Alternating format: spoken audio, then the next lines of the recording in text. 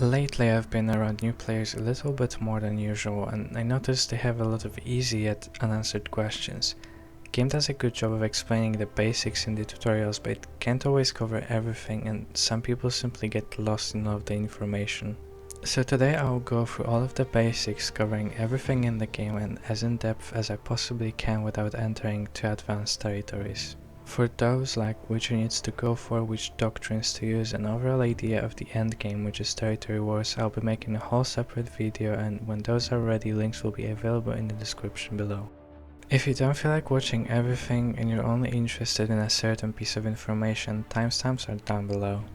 And don't forget, if you like what you see, like the video, subscribe and share it with your friends, this way we can all help new players prevail over early game struggles. Now quickly before we start, no matter how it sometimes seems like, Conqueror's Blade is a very friendly game to new players. Armor and weapons people at level 1000 use are no different than the ones people at level 60 or 100 use. While units and their level differ and higher players will obviously have higher level units, because of leadership they can't bring them all into one battle and have to use lower tier units as well. This means that no matter what happens, most of the time low level players will still be able to fight higher level players on almost even terms, and it's all up to personal skill and experience in the end. One of the first things you're asked to do in the tutorial, and sadly one of the hardest, is to pick your weapon. Game currently offers 11 playable classes, categorized by the armor they use.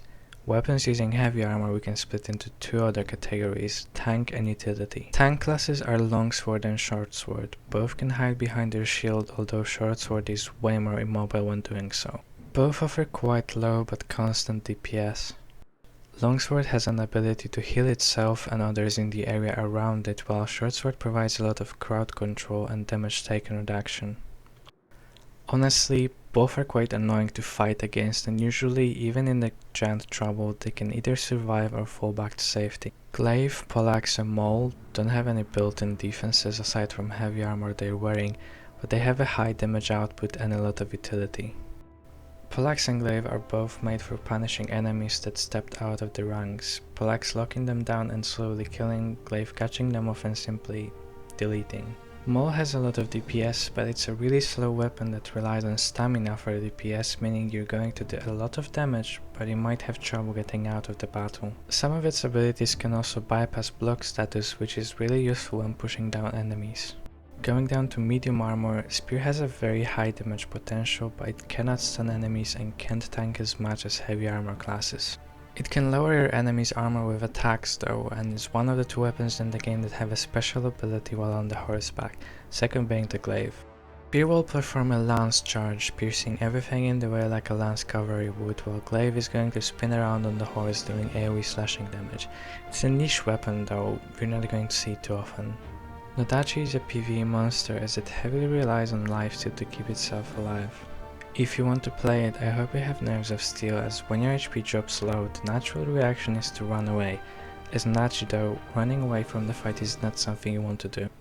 Musket is a mid-range, shotgun-like weapon with insane burst damage. Downside is long reloading time and being quite close to the action, but a very good musket player will show you who's the boss. If they want to leave the battle, you should just let them. No matter how low their HP is and how full yours is, you might want to reconsider chasing them, as you're going to most likely pay for it with your life. Bow has quite high damage, can snipe people down, knock down the shield walls and jump away from the fight if ever needed. Dual Blades is a typical assassin of Conqueror's Blade, turn invisible, stalk people down and just kill them. Short bow is somewhat between a bow and a musket. It needs to be quite close to the action, shoots rapidly but not for too much, can poison and stun people. Also an assassin-like weapon. For a complete beginner, I'd recommend any of the heavy armor classes aside from the Mole, longsword being the absolute favorite. If you want to learn the game and have more peace in battle than panic, I would highly recommend bow. It has a high ceiling, but it's quite simple and beginner friendly at the core. It will help you take it easy and learn the game with time. A very important thing to note is that the game doesn't lock you into one class only, you can play all of them whenever you want. Just keep in mind that choosing your main weapon is an important step for your gameplay as well. When you learn how to play with it and get some muscle memory going, instead of focusing on your weapon and gameplay, you'll focus more on how to control your units, capture points and overall on how to win games. Just make sure you choose the one you like and actually enjoy. Skill and mastery points is something you earn by just playing the game and using your weapon. Skill points are weapon specific, while mastery points are general. For example, if you really like to play with poleaxe and one day you want to try playing bow but you're too lazy to level up the skills, mastery points will help you greatly.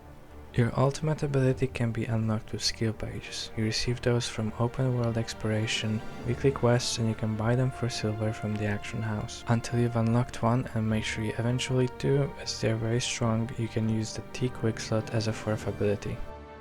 For every level up to 60, you receive an attribute point you can spend in your character screen. Game recognizes 3 sources of damage and defense: piercing, slashing, and blunt. In practice it's actually quite realistic, so you can probably easily imagine how it works. For example, if you have a bow, your arrows pierce, thus doing piercing damage. If you swing around with your glaive, you slash with your blade, thus doing slashing damage. But if you hit enemies with the back of your glaive, which is neither a spear or a blade, you do blunt damage. Different weapons spec differently, everything according to their needs. As a glaive player, for example, I like to focus on strength and throw in some armor. If you need detailed information on what each attribute gives, just hover over it. Don't bother with toughness, though it's currently not really benefiting any playing style more than damage or armor would. If you don't like what you've done, you can always respec your attributes at any point using an item called personal history. Leadership is a very important attribute that cannot be changed unless you have a piece of gear with leadership attribute on it, but it's really rare and valuable. Every unit in the game has a leadership value, so even if you own 5 highest tier units, they each cost 350 leadership, meaning you can bring maximum 2 of those to the same battle. This is a very newbie friendly feature, as no matter what level people are, they cannot use all of their strongest units in the same battle. Utilizing cheaper units and understanding which are useful is a very important mechanic. In the second tab of your barracks, which you open with hotkey U, you can set up your custom orb and builds. Instead of choosing every single match which units you want to take into battle, you can simply pick the warband you set up beforehand. Every unit has its own levels and veterancy tree. For each gained level, they receive 1 point to spend. Make sure to plan ahead which path you want to take, as most units have a level cap which allows them to max only one path. Some of the units, like for example men-at-arms, receive enough points to branch out into a different path though.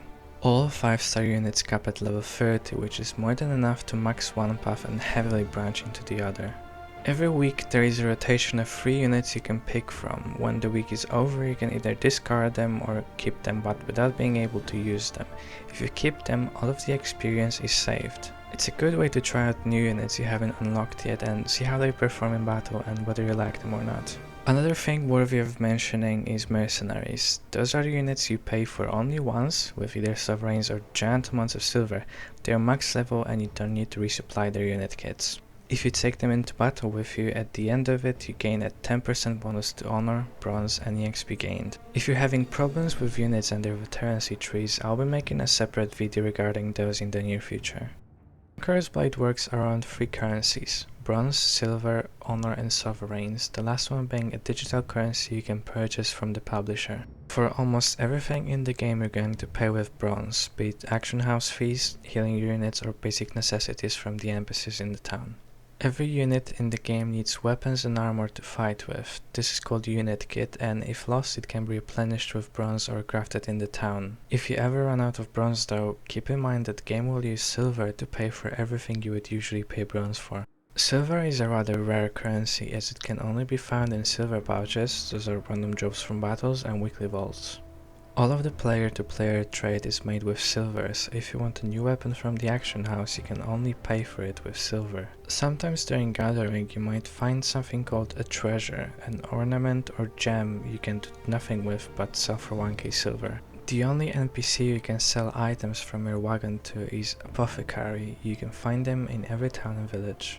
In his shop you can find 2 important items you're going to use sooner or later: trumpets that allow you to write in the world chat, and migration tokens that allow you to move your camp to friendly cities all around the world. To move camp to a different region though, you're going to need 3 of those. The biggest silver income is going to be auction house, selling resources gathered from the open world unit kits or armor and weapons.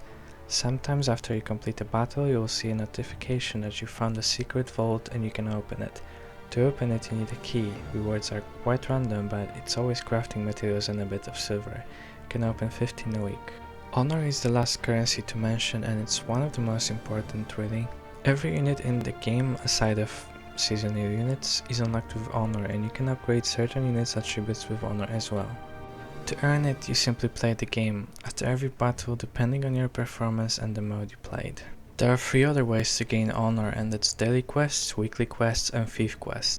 Daily quests that reward you with honor are claimed from the sheriff. These reset at midnight server time and 5 PM server time, but for the second reset to have a mixture in town and not in battle. You can access weekly quests by clicking L and navigating to the weekly quests tab. For completing those you earn points, and at a set amount of points you're rewarded with valuable gifts you'll surely have use from. Vault keys, fragile skill books, yes, the skill books you unlock your ultimate ability with, and treatises. More about those and doctrines in an upcoming video though. Make sure to complete as many as you can, and if you can't do it all, at least get to your next gifts milestone. Every city, village and fort in the open world has its own set of quests. By completing those you help the city prosper, level up, and on top of it you're rewarded with honor. The higher the city level, the harder the quests and the bigger the rewards. Quests usually revolve around supplying the city with materials or getting rid of rebels. You can do 20 of those a week, and if the city or village is owned by your house, you receive an additional 50% honor for each quest completed in this fief. Conqueror's Blade has a seasonal battle pass system, each with a different background, different rewards and different units you can unlock throughout. By participating in siege and field battles you earn glory. The more glory you accumulate, the higher battle pass level you reach. Seasonal units are usually quite unique and strong, so make sure to unlock those by completing relevant missions. Each season has its own currency you can spend in the seasonal store for more rewards.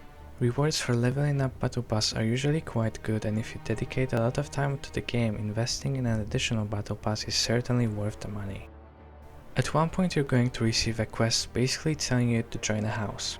Houses in Conqueror's Blade are the equivalent of guilds in other games. Twice a week houses can compete in the open world to conquer cities and villages, and those who end up owning them at the end of the territory war set the rules. If your house owns a city, you can enforce a higher tax on crafting and collecting resources there, or even prohibit others from collecting your resources. As mentioned a bit before, completing fief quests in a city owned by your house yields you additional honor as well.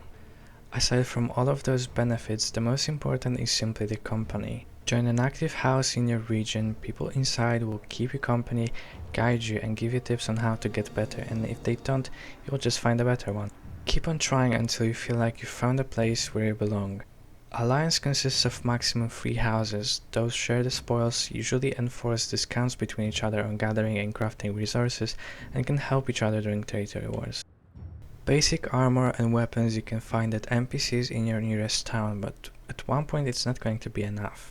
Blue, purple and orange armor and weapons you can either craft yourself or buy for silver from other players. To craft anything higher than grey and green, you need not only resources but also schematics, and those are quite pricey. Each season, the battle pass will reward you with a few, but outside of that you're going to have to rely on auction house or jobs from battles. Every piece of gear you craft has additional attributes assigned to them at random based on the quality of the item. 1 for the green, 2 for blue, 3 for purple and 4 for orange, also known as legendary. Every piece of gear also comes with durability based on the quality. Pairing your gear drops the durability down, and if you ever run too low you're going to either have to discard this piece of gear or recondition it. Reconditioning works and costs the same as crafting, but it comes with 2 other perks. It restores the durability of your gear and gives you an ability to replace the quality and attributes on your piece of gear. So if you recondition a blue piece of armor, you have a chance to make it legendary, and if you recondition a legendary, you have a chance for it to become blue. Either way, if you don't like it, you don't have to accept it and can simply only restore the durability of your old piece of gear. Keep in mind, if your horse gets damaged, you're going to need to repair its armor as well. Over time, as you use it in battle, it will also get hungry and require you to feed it with hay. You can find hay at your nearest horse seller. To craft anything in the game you need resources to do so. Resources to craft your hero's armor and weapon come from salvaging equipment, but resources to craft unit kits and artillery come directly from the open world. Every village in the game has a few resource nodes, their quality ranging from white to purple. Every unit in the game has a labor attribute, meaning how efficient they are at gathering resources in the open world. Level 7 serfs have the highest labor stat in the game. Resources you gather you can either recraft into materials you're going to craft unit kits or artillery from, or simply sell them on the auction house for silver. Most valuable resource you can get from gathering is exotics, and those usually sell for quite a good price, especially blue and purple ones. When resource nodes get low, they replenish after 9 hours, and just like with crafting, they can become of different quality. Cavalry units aside from unit kits also use horses, those you can gather in the open world as well. Everything you gather in the open world you receive gathering experience. Technology tree can be found in your barracks, accessible with hotkey U.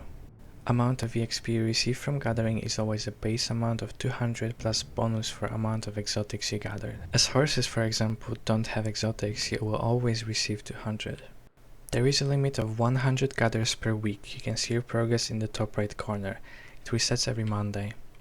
If you're going into the open world to gather resources, make sure to change your line. You can do it in the top right corner. You don't want anyone pursuing you, since you're most likely not too well equipped for a battle. If you do get pursued and lose though, half of your wagon gets robbed, and the same happens if you quit the game while being pursued or in the battle.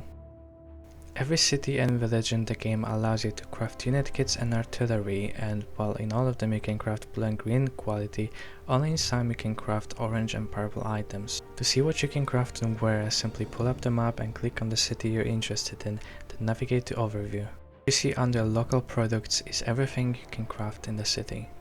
For a crafting calculator, detailed lists of what you can craft where and what you're going to need in order to do so, I invite you to my crafting spreadsheet. Link to it you can find in the description. There are several game modes implemented in the game at the moment: AI battles, field battles, siege battles, expeditions, and events. In AI battles you're being matched with 4 other players, some of them might be bots, against 5 bots in a field battle. Rewards aren't too high and it's usually not worth the time and bother. Field battles are 8v8 battles in a village. Just like during tutorial, you're asked to capture points and hold them while enemies trying to do the same. Whoever gets to 0 points first loses. If there isn't enough players, for example during a night, empty spots will be filled with bots. Siege battles are epic 15v15 battles in which you either attack or defend the castle. As of now, there is 11 completely different siege maps, and it's surely my personal favorite of all modes. Rewards in both siege and field battles are more or less equal, and this is the content you should be the most engaged with. Expeditions are PvE events with different scenarios and difficulties. In some you defend villagers from the attackers, and in the others you are the one storming in. Every evening there is a different event in progress. Sometimes it's a territory war, sometimes deathmatch, and sometimes it's a free battle in which there is no leadership cost for units. On top of that, sometimes the game introduces a limited time event maps like storming the Great Wall to open the borderlands. These usually have unique rewards on top of what you would normally receive in a field or siege battle and are surely worth engaging in. As you've been taught in the tutorial, you can command your units and put them into formations. To make your units follow you, click C. To make them run to you, double tap C. To make them attack enemy units, click V. To make them attack a specific area, hold V and then select the area you want to attack. Formations is not something you're going to strategically use unless you're using a shield wall. While useful, formations at the current state of the game only exist so you can place your units on the map instead of having them follow you or attack. There are a few tricks regarding formations. For example, you can order your units to form up inside of enemy forces, forcing them to fight their way through enemy ranks into the selected position. But keep in mind that when your units reach that position, they will keep it and hold it, so just before they get there, you want to order them to attack. If you simply order your units to attack, they will stand in the queue, especially in narrow passages, and forcing them into formation in the middle of enemy ranks will make them overlap and overpower the enemies. With some units, like tertiary arquebusiers, commands can be overlapped. If you order your units to form up somewhere, they will simply walk there without a care in the world whether they are being attacked or not. If you order your units into a formation but order them to attack right after, they will still walk into the selected formation, but this time they will also attack any enemy that's in their sight. Again, keep in mind it doesn't work with all of the units, only archers and arquebusiers. I hope the guide covers all of the content you'll ever need to know about, and if it doesn't, meet me down in the comments section and I'll help you out further. Everything so you can prevail over your enemies. I'll be uploading more Conqueror's Blade guides in the near future, including a guide to units and which are worth picking up, overview of available doctrines and which you should equip on which units, as well as a general territory war guide, as it is our game's most valuable endgame content. It was Prevail, and I'll see you in the next one.